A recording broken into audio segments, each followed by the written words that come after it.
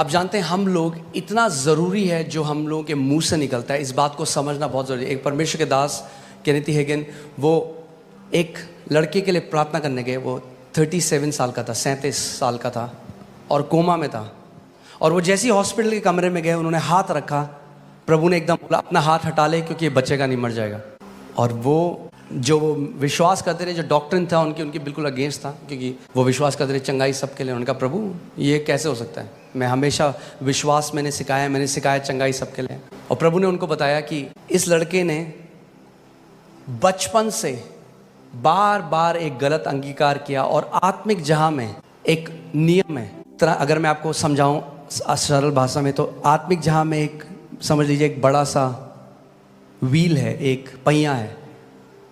और जब आप किसी बात को लगातार कन्फेस करते हो, वो पहिया घूमने लग जाता है, उसको गति मिल जाती है। और जब उसको गति मिल जाती है, परमेश्वर भी आपकी अथॉरिटी को ओवरपावर नहीं करता। आप समझ रहे हैं मैं क्या कह रहा हूँ? और प्रभु ने कहा अगर ये जिंदा होता, अगर एक कोमा के बाहर होता तो ये ठीक हो जाता। और फिर उन्होंने उसके भाई से कंफर्म किया, उसने कहा बिल्कुल सही बात है। जब ये छोटा था तब से ही कहता था मैं 40 साल तक जिंदा नहीं रहूँगा। पता नहीं क्यों कहता था, कह रहा हम भी बोलते रहे, क्या हर बार बोलता रहता था। कैंप में गए हम, वहाँ पे भी कहता था मैं 40 साल नहीं देखूंगा अपने जीवन में। 37 में ही डाइड। पिता ने कहा मैंने इसको वापस घर बुला लिया है। वो वापस प्रभु के पास गया। मगर हम हर चीज़ परमेश्वर पे नहीं डाल सकते, हमारी भी एक रिस्पॉन्सिबिलिटी है पुत्रों की तरह। आप समझ रहे हैं? हमें अपने अधिकार को समझना है, अपनी जिम्मेदारी को समझना ज़रूरी है कि आपकी एक जिम्मेदारी है। नीति वचन 18:21 में लिखा है, जीव के वश में मृत्यु और जीवन दोनों होते हैं, और जो उसे काम में लाना जानता है वह उसका फल भोगेगा। जीव के वश में मृत्यु और जीवन दोनों है। आपकी जीव के वश में मृत्यु और जीवन दोनों है। और आप चाहे तो उपवास कर लें, चर्च आ जाएं, मगर अगर आप लगातार मृत्यु बोल रहे हैं तो उस समय आ रहा है जब आप वो फल खाएंगे। अगर आप जीवन बोल रहे हैं तो वो फल समय आ रहा है जब आप उसको खाएंगे। एक डिले है स्पिरिचुअल रेल्म में और यहाँ पे होने में चीज़ें।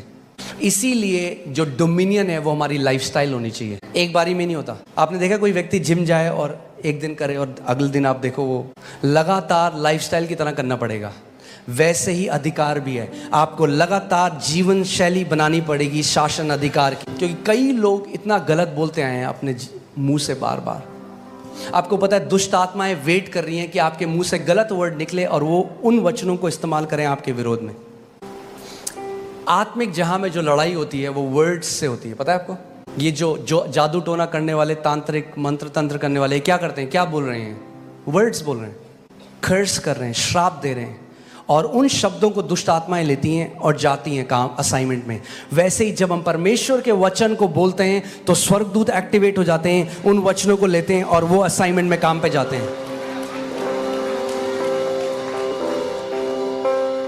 मगर अगर आपका मुंह बंद है, यद्यपि जय आपका इनहेरिटेंस है, आपकी मिरास है, आप जय में नहीं जी सकते। और मैं आपको एक बात बताता हूं, ध्यान से सुनिएगा। अगर आप जय में जीना चाहते हैं, ब्लेम करना छोड़ दीजिए। सबसे पहली चीज, मेरा जीवन ऐसा है क्योंकि मेरे पापा ने मेरे को ये नहीं किया, क्योंकि मेरी बहन ने मुझे प्यार नहीं मिला। अरे अब तो मिल गया यीशु मसीह में प्यार, खत्म करो उस गाने को।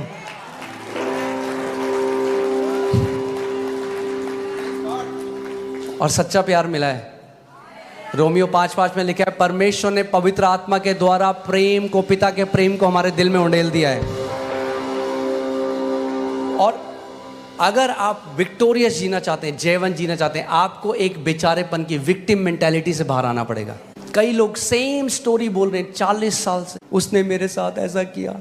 और वो जब बोलते रहते हैं, दुष्ट आत्माएं बहुत खुश होती हैं, वाह बोलता रहे, तेरे को हम दबा के रखेंगे जिंदगी भर। मगर जिस दिन वो परमेश्वर के वचनों को बोलने लग जाएंगे, जिस दिन वो परमेश्वर के पुत्र के अधिकार को समझने लग जाएंगे, वो ट्रांसफॉर्मेशन अपने जीवन में होने देंगे। आमीन। आपको पता है कितने मसीह लोगों की बात कर रहा हूं मैं, जो प्रभु के बेटे और बेटियां हैं, वो टाइम से पहले चले गए। प्रभु ने उनको ले गया, उनका मुंह उनको ले गया। क्योंकि परमेश्वर आपकी फ्री विल को ओवरराइड नहीं करेगा। यही तो मैं कह रहा हूं, परमेश्वर को कंट्रोल करना होता तो सबसे पहले आदम और ईव को कंट्रोल कर देता बगीचे में। परमेश्वर आपको कंट्रोल, आप मुंह से जो भी बोलेंगे परमेश्वर कंट्रोल नहीं करेगा, वो आपको लीड करेगा, कंट्रोल नहीं करेगा कभी भी। इसीलिए जितने परमेश्वर की आत्मा के चले। और बताइए भाई साहब कैसे हैं? अरे क्या बताएं, सैलरी 15 तारीख को खत्म हो जाती है। अरे पूछा मैंने, वो क्यों गा रहे हो अपने लैक का गाना सब जगह कि कमी घटी है? अरे बोलो मसीह में मैं आशीषित हूं। देखो क्या होगा, जितना कमी घटी बोलोगे उतना कमी घटी में जियोगे, जितना अबंडेंस बोलोगे उतना अबंडेंस में जियोगे, जितना चंगाई बोलोगे उतना चंगाई में जियोगे, जितना ब्लेसिंग बोलोगे उतना ब्लेसिंग में जियोगे। आमीन। अरे पास्टर बहुत बुरा टाइम आने वाला है, आपको पता है इलेक्शन आने वाले हैं। हमारी ब्लेसिंग किसी गवर्नमेंट से नहीं आती। बहुत सीरियस हो गए कुछ लोग। इब्राहिम और लूत उसका जो कजन था, लूत ने देखा हरी चराइयां, यहां है ब्लेसिंग। कनाडा, अरे एक तो कनाडा क्यों बोलता हूं बार बार, नथिंग अगेंस्ट कनाडा, ओके। मगर मैं क्या कह रहा हूं, हम लोग मसीह लोग जब नहीं जानते कि हमारी मिरास कहां है, तो हम ज्योग्राफिकल लोकेशन, देशों में वहां देखते हैं यहां है आशीष, यहां जाएंगे तो आशीषित हो जाएंगे। आशीष कनाडा में, अमेरिका में, ऑस्ट्रेलिया में नहीं है, दिल्ली में भी नहीं है। आशीष मसीह यीशु में है। इफिसियों 1:3 लगाइएगा। परमेश्वर ने हमें सारी आत्मिक आशीष से आशीषित कर दिया है। कहां पे? मसीह यीशु में। कहां पे है? कहां पे आशीष है? मसीह यीशु में। सो लॉत ने देखा, उसने देखा मेरी आशीष एक जगह में, और वहां गया और नाश हो गया। और इब्राहिम रेगिस्तान गया और वहां पे प्रॉस्पर करता चला गया। सो चाहे इलेक्शन का रिजल्ट कुछ भी हो, आप प्रॉस्पर करते रहेंगे यीशु के नाम में। आमीन। पीएम कोई भी हो, हमारा राजा यीशु मसीह है। आमीन। सो मैं आपको क्यों ये बात बता, कई बार लोग इस बात को समझते नहीं। वो कह रहे पास्टर हम प्रार्थना कर रहे हैं, क्यों नहीं आता, क्यों नहीं हमारे साथ होता, हम इतने लैक में। और आप 5 मिनट जब मैं उनकी बात सुनता हूँ ना, तो मैं इतना लैक सुनता हूँ उसमें, इतनी कमी घटी 5 मिनट में वो बोल देते हैं। मैं कहता हूँ क्या होगा घर पे अगर ये कितना बोलते होंगे, कमी घटी।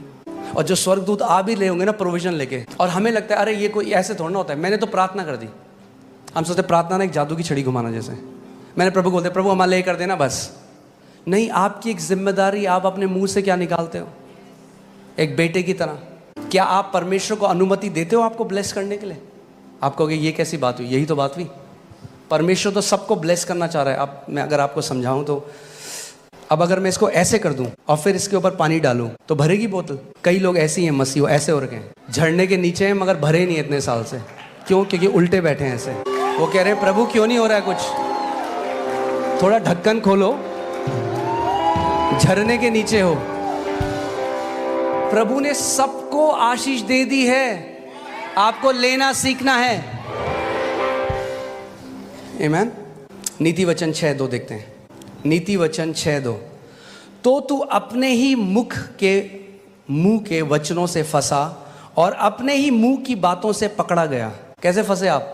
इंग्लिश बाइबल में लिखा है you are snared by the words of your mouth. Snared जो वर्ड है वो है जो शिकारी जो फंदा लगाते हैं चिड़ियों को फंसाने के लिए। सो प्रभु कह रहा है तूने अपने मुंह से अपने लिए फंदा लगाया और फिर कूद गया उसके अंदर। ये तूने किया है। लोग कहते हैं मैंने कब किया? जब आप बार बार कमी घटी की बात करते हो तो क्या आएगा आपके पास? कमी घटी। मरकुस 11:24 में यीशु ने कहा he shall have whatever he says, उसको वो मिलेगा जो वो कहता रहता है। कुछ लोग हैं वो लगातार बीमारी की बात करते हैं, लगातार हाय मेरे यहाँ दर्द, हाय मेरे यहाँ दर्द, हाय मेरे यहाँ दर्द। और ठीक है दर्द है, उसके लिए मना नहीं कर रहे, मगर चंगाई की आयतें बोलने लग जाओ जो बाइबल में दर्द चला जाएगा। क्या परमेश्वर पक्षपाती है? वो भाई कहाँ हैं जो अभी कैंसर से ठीक हुए थे, जिनकी टेस्टमनी थी? कहाँ हैं? खड़े होंगे आप? या आपने उनकी टेस्टमनी सुनी? वो उन्होंने क्या किया? वो परमेश्वर के वचन की घोषणा करने लगे, कम्युनियन लेने लगे। उन्होंने एक पुत्र की रिस्पॉन्सिबिलिटी को निभाया। क्या हुआ? कैंसर खत्म हो गया। जो परमेश्वर कैंसर ठीक कर सकता है वो आपका सर दर्द नहीं ठीक कर सकता, वो आपका पेट दर्द नहीं ठीक कर सकता, वो आपकी पीठ दर्द नहीं ठीक कर सकता, घुटनों का दर्द नहीं ठीक कर सकता, मगर मुंह को चेंज होना पड़ेगा पहले। आमीन। पुत्र की तरह हमें बोलना सीखना पड़ेगा, पुत्र की तरह बोलना सीखना पड़ेगा। आमीन। मैं ये नहीं कह रहा कि हम झूठ बोलें। अगर आप लैक में कोई बोले कहना अच्छी करोड़ों पड़े हैं अकाउंट में, मैं ये नहीं कह रहा वो करो, पर मैं कह रहा हूँ बार बार मत बोलो एक गाने को, आदत बन जाएगी आपकी बोलना सबको। कई लोग सबको बताते हैं मेरी सैलरी 20 तारीख को खत्म हो जाती है, और होता पता क्या है? फिर लोग आपकी इज्जत करना बंद कर देते हैं। तो कहेंगे फिर बार बार आके वही बोलता है, क्यों बता रहे हो? पूछ रहे हो आपसे? अपने कमरे में जाओ, वचन खोलो, खुदा को बताओ उसका वचन क्या कहता है। उसका वचन कहता है मुझे रिमाइंड करा, मुझे स्मरण दिला कि मैंने क्या कहा है। आमीन। मैं आपको बता रहा हूँ, जो आप कंटिन्यूअली कन्फेस करते हो वो आप खाने लग जाओगे। जो आप लगातार जिसकी घोषणा करते हो वो फल आप खाने लग जाओगे यीशु के नाम में। पुत्र होना है तो अपने मुंह को हमें देखना पड़ेगा। नीति वचन 18:21, जीव के वश में मृत्यु और जीवन दोनों होते हैं, और जो उसे काम में लाना जानता है वह उसका फल भोगेगा। जो उसको काम में लाना जानता है। अब हम बोलेंगे जीव को किसको काम में लाना नहीं आता? बहुतों को। जिसके लिए दी थी उसका उल्टा कर रहे हैं हम लोग। जीवन के लिए दी थी, कई लोग मृत्यु बोल रहे हैं इसे। अपनी जीभ से लोगों ने अपने जीवन, आप जानते हैं अपनी जीभ से आप अपने जीवन को छोटा या अपने जीवन को लंबा कर सकते हैं। अपनी जीभ से आप गरीबी में जी सकते हैं पूरे जीवन, या आप समृद्धि में जी सकते हैं। अपनी जीभ से आप बीमारी में जी सकते हैं, या अपनी जीभ से आप चंगाई में जी सकते हैं। अगर हम पुत्र हैं तो हमें किसकी नकल करनी है? अपने पिता की। इफिसियों 5:1 में लिखा है कि अपने पिता की नकल करो। हमारा पिता क्या करता है? उत्पत्ति 1 में जब हम देखते हैं, जब अंधकार था तो पिता ने क्या कहा? उसने कहा वो सोदर, वो इधर आओ जरा, कितना अंधकार है, बड़ा अंधकार है भाई।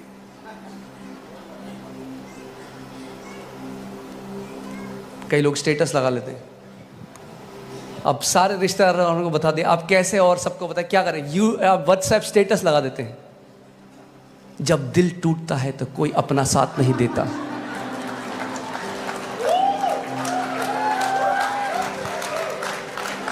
तभी तो नहीं देता साथ, झेल हो गई है लोगों की सुन सुन के आपको। सिंपैथी मत ढूंढो, वचन को ढूंढो, जीवन बदल जाएगा। सिंपैथी आपका जीवन नहीं बदलेगी। एक दिन लोग कहेंगे हाँ हाँ भाई साहब बड़ी बड़ी गलत बात है भाई साहब, उसके बाद वो भी निकल लेंगे, कट लेंगे। सिंपैथी नहीं चाहिए। सिंपैथी जीवन को नहीं बदलती, वचन है। नीति वचन 4:22 लगे, वचन में लिखा है जो उसके वचन को खोजते हैं उनके लिए वो जीवन बन जाता है। अगर आप वचन को खोजने वाले हैं तो ये आपके लिए क्या बन जाएगा? जीवन। एक मेहनत हमें करनी जरूरी है, लेबर। नए नियम में एक ही मेहनत है। आप जानते हैं क्या मेहनत है? वचन में मेहनत करनी। वचन में मेहनत करनी बहुत जरूरी है नए नियम में हमें। यानी जो इस समय आपकी जो भी प्रॉब्लम है, हो सकता है आप बीमारी में हो सकता है आप कर्जों में हो, जो भी है, आप उस हिसाब से वचनों को निकालिए और उन वचनों पे मनन करने लग जाइए। अपने दीवार पे उसको लगा दीजिए। एक लेबर हमें करना है वचन में। आमीन। हमें देखिए, मैं आपको कुछ दिखाना चाहता हूँ, ध्यान से सुनिएगा इसको। रोमियो 8, जो परमेश्वर के पुत्र हैं उनके बारे में फ्यूचर में क्या होगा, बाइबल क्या कहती है, क्या है हमारा काम, क्या है मसीह यीशु के आने से पहले। आपको पता है पुत्रों का एक असाइनमेंट है। आप जानते हैं पृथ्वी में क्या हो रहा है? अर्थक्वेक्स आ रहे हैं, ये सारी चीजें हो रही है, पृथ्वी करा रही है, बाइबल बताती है। पढ़ते हैं, आपके बाइबल में लिखा है, आप देखिए रोमियो 8:18 से हम पढ़ेंगे। क्योंकि मैं समझता हूं कि इस समय के दुख और कलेश उस महिमा के सामने जो हम पर प्रकट होने वाली है कुछ भी नहीं है। आमीन। क्योंकि सृष्टि बड़ी आशा भरी दृष्टि से परमेश्वर के पुत्रों के प्रकट होने की बाट जो रही है। सृष्टि किसकी बाट जो रही है? परमेश्वर के पुत्र की। ये मैसेज मैं सुनता ही नहीं। हर कोई कह रहा है मसीह वापस आ रहा है। हाँ, यीशु मसीह वापस आ रहा है, मगर उससे पहले पुत्रों का प्रकट होना जरूरी है। सृष्टि पुत्र की बाट नहीं जोड़ी, पुत्रों की बाट जोड़ी है। क्योंकि परमेश्वर ने यह नियुक्त किया है कि इस सृष्टि को उसकी बंधुआई से परमेश्वर के पुत्र छुड़ाएंगे।